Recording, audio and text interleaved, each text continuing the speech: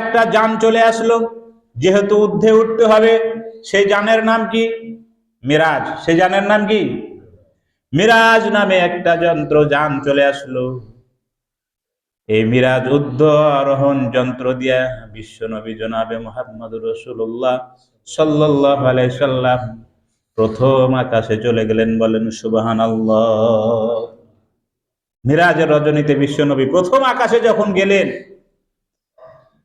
প্রথম আকাশে দিয়ে আমাদের আদি পিতা হযরতে আদম আলাইহিস সালামের সাথে দেখা হয়ে গেল। প্রথম আকাশে কে আছে?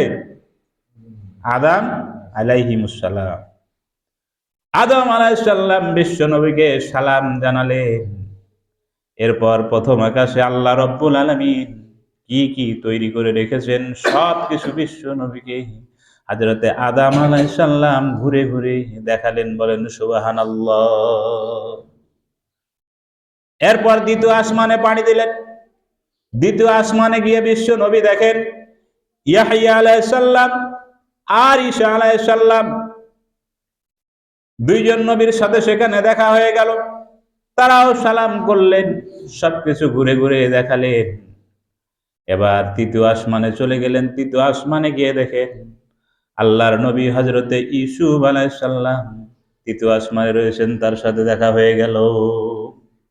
প্রত্যেক আসমানে আল্লাহ তাআলা নবী রাখছে। কি রাখছে?